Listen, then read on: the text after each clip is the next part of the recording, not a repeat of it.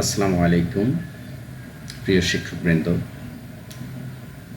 আপনারা কেমন আছেন? আশা করি ভালো আছেন।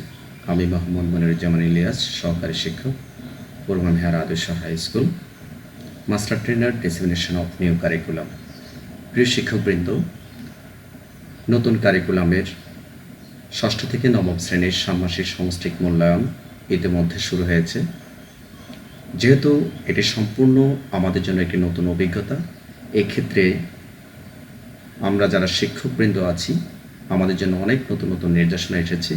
এই নির্দেশনাগুলো আমাদের যদি সঠিকভাবে যথাযথভাবে যদি পালন করে থাকি তাহলে মূল্যায়ন কার্যক্রমে আশা করি আমাদের কোনো সমস্যা হবে না।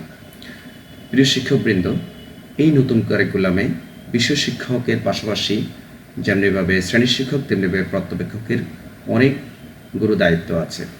এই দায়িত্বগুলো আমাদের কার কী দায়িত্ব সেটা যদি আমরা যথাযথভাবে পালন করি তাহলে মূল্যায়ন কার্যক্রমটি সফলভাবে সম্পন্ন করতে পারব।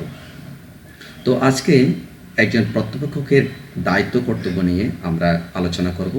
যেহেতু 20 থেকে 30 জন শিক্ষার্থীর জন্য একজন শিক্ষক বা পর্যবেক্ষক মূল্যায়ন চলাকালে নিয়োজিত থাকবেন, সেহেতু সংশ্লিষ্ট বিষয় শিক্ষক ব্যতীত অন্যান্য শিক্ষক পর্যবেক্ষক হিসেবে দায়িত্ব পালন করবেন। বিষয় শিক্ষক প্রধান শিক্ষকের সহায়তা নিয়ে শিক্ষার্থীর সংখ্যা অনুযায়ী কতজন পর্যবেক্ষক প্রয়োজন তা নির্ধারণ করবেন। তবে লক্ষ্য রাখতে হবে যে একজন পর্যবেক্ষক সর্বোচ্চ 20 থেকে 30 জন শিক্ষার্থীর কাজ পর্যবেক্ষণ করবেন। আসলে শিক্ষার্থী অনুপাতে যে প্রয়োজনীয় শিক্ষক প্রয়োজন সেটা অনেক প্রতিষ্ঠানেই নেই, যার ফলে আমরা অন্তত এটা চেষ্টা করব যে 30 জন শিক্ষার্থীর জন্য একজন পর্যবেক্ষক নিয়োগ দেওয়া। তাহলে একটি কক্ষে যদি 60 জন শিক্ষার্থী থাকে তাহলে বিশেষ শিক্ষকের পাশাপাশি একজন অন্য শিক্ষক বা সহশিক্ষক পর্যবেক্ষক হিসেবে দায়িত্ব পালন করবেন। এভাবে শিক্ষার্থীর সংখ্যা বৃদ্ধির সাথে সাথে আমরা পর্যবেক্ষকের সংখ্যাও বাড়াতে হবে। একজন পর্যবেক্ষক কী কী কাজ করবেন সে বিষয়টি নিয়ে আমরা একটু আলোকপাত করি। একজন পর্যবেক্ষক 20 থেকে 30 জন শিক্ষার্থীর কাজ পর্যবেক্ষণ করবেন। কাজেই শিক্ষার্থীর সংখ্যা অনুযায়ী পর্যবেক্ষক কতজন তা নির্ধারিত হবে। সামষ্টিক মূল্যায়ন পরিচালনার জন্য বিশেষ শিক্ষকের কাছ থেকে শিক্ষকের জন্য দেয়া যে বিষয়ভিত্তিক মূল্যায়ন নির্দেশনা এবং শিক্ষার্থীদের জন্য যে মূল্যায়নপত্র, পর্যবেক্ষণ চক পরিশিষ্ট 1 এবং পরিশিষ্ট 2 পর্যবেক্ষণ রেকর্ড চক এবং পাশাপাশি মূল্যায়ন কার্যক্রম পরিচালনার জন্য আপনার যে পোস্টার পেপার, রঙিন পেপার, রঙিন কলম, গাম, কস্টিক যা যা প্রয়োজন তা পর্যবেক্ষক বুঝে নেবেন।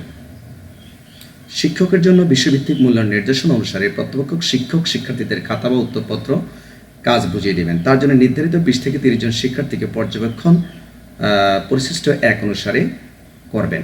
অর্থাৎ আমাদের শিক্ষক নির্দেশিকা আছে এবং শিক্ষার্থীদের যে মূল্যায়ন পত্র আছে, উভয়ের সমন্বয়ে আমরা শিক্ষার্থীদেরকে একটি দিক নির্দেশনা দেব যে কিভাবে তারা পুরো মূল্যায়ন কার্যক্রমটি সমাপ্ত করবে।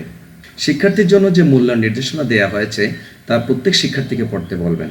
নির্দেশনা নিয়ে কোনো অস্পষ্টতা থাকলে তা দূর করতে সহায়তা করবেন। এই মূল্যায়ন চলাকালে শিক্ষার্থীদের কাছে প্রত্যাশা কী তা যেন তারা স্পষ্টভাবে বুঝতে পারে তা নিশ্চিত করতে হবে। তাহলে শিক্ষার্থীদের জন্য যে মূল্যায়ন নির্দেশিকা আছে সেটা প্রথমত আমরা তাদেরকে পড়তে দেব। তারা যদি কোনো বিষয় যদি তাদের অস্পষ্ট থাকে, যদি প্রশ্ন যদি থাকে তাহলে আমরা সেটা তাদের প্রশ্নগুলো মনোযোগ দিয়ে শুনবো এবং সেটা সমাধান করার চেষ্টা করব। মূল্যায়নপত্রে শিক্ষার্থীদের থেকে কী চাওয়া হয়েছে সেই বিষয়টা যাতে শিক্ষার্থীরা সঠিকভাবে বুঝতে পারে সেই বিষয়টা তাদেরকে আমরা ক্লিয়ার করে দেব। এরপর দেখুন, জোড়া দলগত কাজ বা অন্য কোনো কাজ থাকলে শিক্ষকের জন্য নির্দেশনা অনুসারে শিক্ষার্থীদের প্রয়োজনীয় নির্দেশনা দেবেন। আপনার মূল্যায়নপত্রে জোড়া কাজ কোন 2 জন মিলে জোড়া হবে, অর্থাৎ দলগত কাজ করতে গেলে আপনি নিজেই দলটা গঠন করে দিবেন এবং অন্য কোনো কাজ যদি থাকে তাহলে শিক্ষকের জন্য নির্দেশনা অনুসরণে আমরা শিক্ষার্থীদেরকে আমরা প্রয়োজনীয় নির্দেশনা প্রদান করব। মূল্যায়ন পরিচালনার জন্য শিক্ষক নির্দেশনা অনুযায়ী বিরতি ও সময় ব্যবস্থাপনা করবেন। প্রত্যেকটি শিক্ষক নির্দেশনায় বলে দেয়া আছে যে জোড়ায় কাজের জন্য সময় কতটুকু, দলীয় কাজের জন্য সময় কতটুকু, একক কাজের জন্য সময় কতটুকু, অর্থাৎ যে প্রত্যেকটি কাজ ভাগ করে দেওয়া আছে, কাজ 1, কাজ 2, কাজ 3, এই প্রতিটি কাজের জন্য যে আলাদা আলাদা যে সময় বন্টন করে দেওয়া আছে আমরা সেটা শিক্ষার্থীদেরকে জানিয়ে দেব যে তোমার এতটুকু কাজ এই সময়ের মধ্যে সমাপ্ত করতে হবে এবং আমরা যেখানে বিরতি দেওয়া দরকার আমরা সেখানে বিরতি প্রদান করব।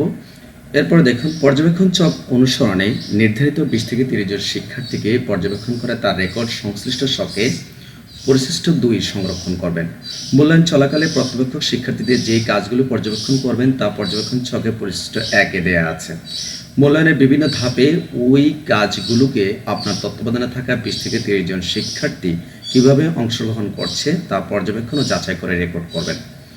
এখানে একজন পর্যবেক্ষক যিনি পর্যবেক্ষণের দায়িত্বে আছেন তার জন্য পরিশিষ্ট 1-এর প্রয়োজনীয় নির্দেশনা দেওয়া আছে, পাশাপাশি পরিশিষ্ট 2-এ পর্যবেক্ষণ চক দেওয়া আছে।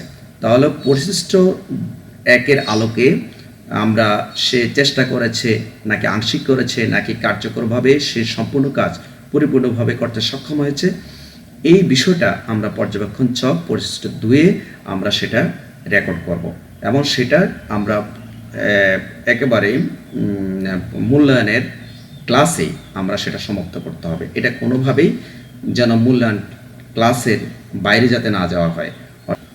এরপরে দেখুন, মূল্যায়ন শেষে নির্ধারিত 20 থেকে 30 জন শিক্ষার্থী লিখিত অংশের খাতা বা উত্তরপত্র জমা নেবেন, স্বাক্ষর করবেন এবং তাদের পর্যবেক্ষণ রেকর্ড সংরক্ষণ চক একত্রে বান্ডিল করবেন। আর যদি কোনো প্রমাণাদি যেমন তৈরিকৃত মডেল থাকে, উপস্থাপনার জন্য পোস্টার থাকে, তাও এর সঙ্গে যুক্ত করে বিষয়ভিত্তিক শিক্ষকের নিকট বান্ডেলটি জমা দেবেন।